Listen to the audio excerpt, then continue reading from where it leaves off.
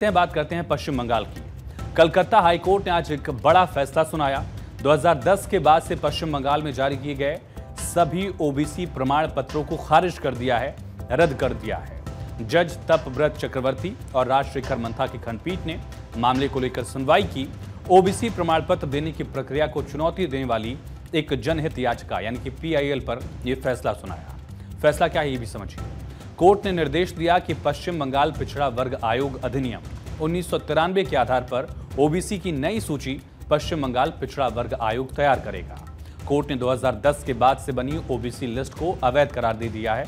OBC list के रद्द होने से करीब 5 लाख ओबीसी सर्टिफिकेट अब रद्द हो जाएंगे। कलकत्ता हाईकोर्ट ने संदर्भ में पाया कि इस समय बनाया गया ओबीसी प्रमाण पत्र कानून, जिसके पूर्ण अनुपालन में ये प्रमाण पत्र नहीं बनाया गया था।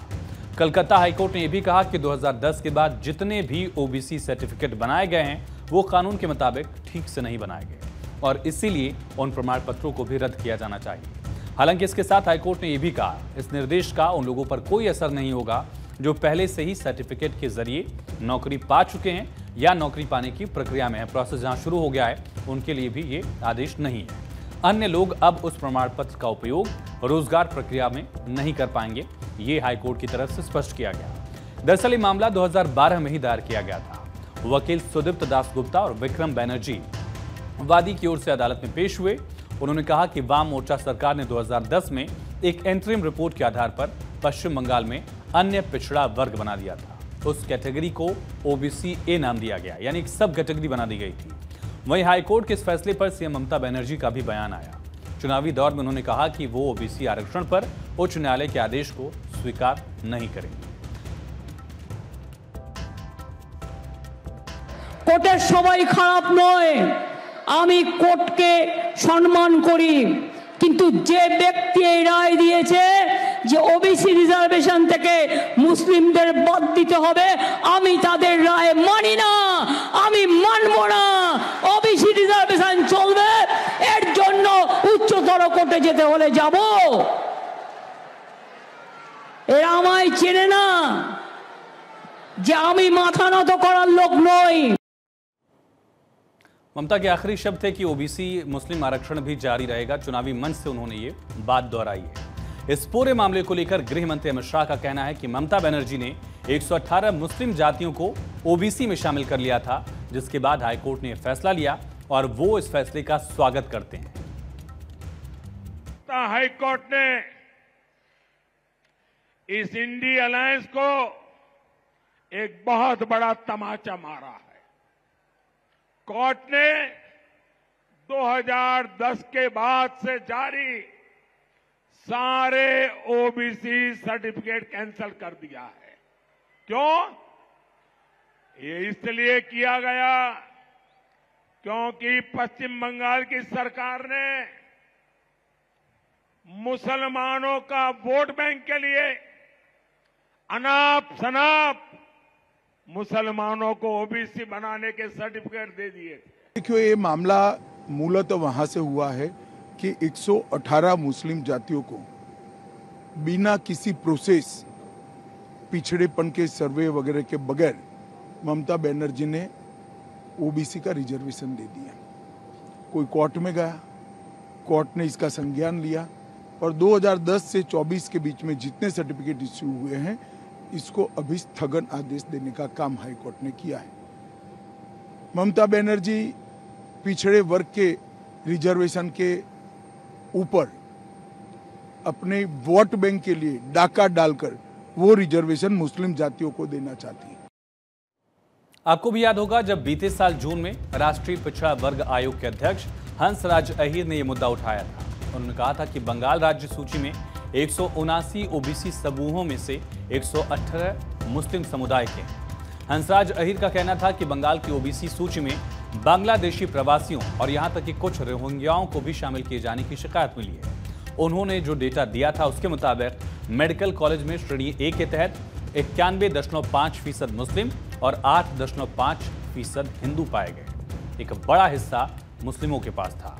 एनसीबीसी प्रमुख ने कहा कि 2011 तक बंगाल में कुल ओबीसी जातियां 108 थीं, जिनमें से 53 मुस्लिम समुदाय थे और 55 हिंदू थी।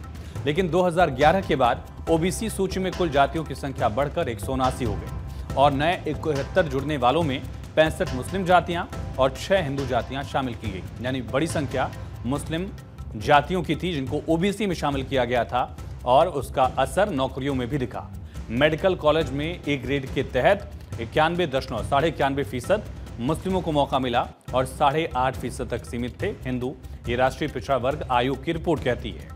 2011 में जब नई जातियां शामिल की गई उसके पहले की जो स्थिति थी उसमें 53 जातियां ओबीसी में मुस्लिमों की थी और हिंदुओं की संख्या 55 जातियों की थी जिनको ओबीसी में जगह दी गई थी। लेकिन ये आंकड़ा बढ़ा, लेकिन जो नई जातियां जुड़ी उसमें उनमें बहुतायत 65 जातियां मुस्लिमों की जोड़ी गई और हिंदुओं की जातियां महज 6 जातियों को इसमें जगह दी गई। नया आंकड़ा 179 तक था और उसमें बड़ा हिस्सा मुस्लिमों का बन गया।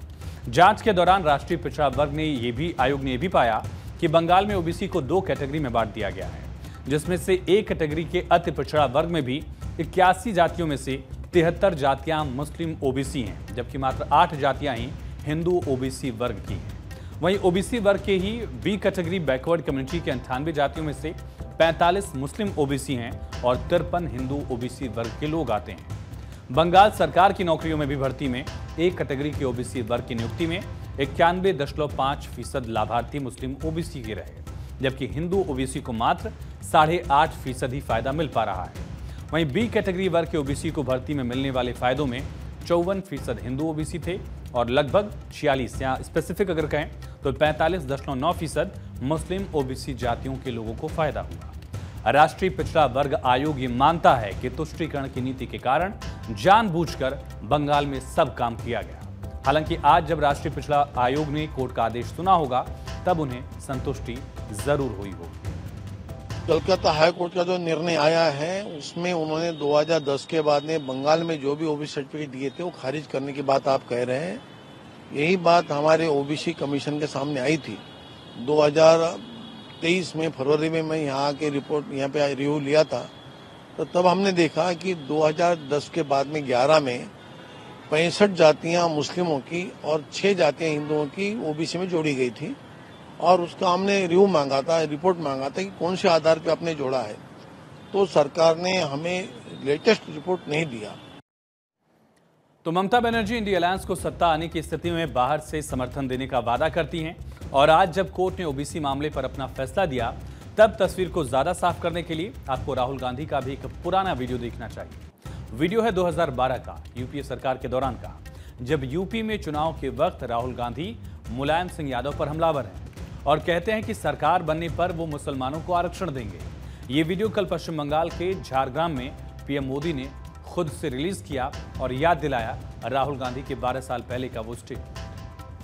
आरक्षण की बात उठाई, मुलायम सिंह यादव जी 3 बार मुख्यमंत्री बने, एक बार आरक्षण के बारे में नहीं बोला। प्रेस ने उनसे पूछा, भैया आरक्षण के बारे में क्या सोचते हो? सन्नाटा, जैसे अभी छाया हुआ है सन्नाटा। 2-3 बार पूछा, सन्नाटा। फिर कांग्रेस पार्टी करती है, मनमोहन सिंह जी खड़े होते कहते भैया करना है, हम देंगे, मुसलमान भाइयों को आरक्षण देंगे, शामिल करेंगे इनको। ये वीडियो 11-12 साल पुराना है। ये कांग्रेस के शहजादे का वीडियो है। इस वीडियो में कांग्रेस के शहजादे खुलेआम कह रहे हैं कि कांग्रेस पार्टी मुसलमानों को आरक्षण देगी। तो इस पूरे मामले को बेहद आसानी से समझने के लिए आप एक तरफ आज कोर्ट का यह फैसला रखिए और दूसरी तरफ राहुल गांधी का पुराना बयान, उसको याद रखिए। बहुत हद तक एक साफ तस्वीर आपको नजर आएगी कि कैसे ये पूरा कनेक्शन जुड़ता चला गया।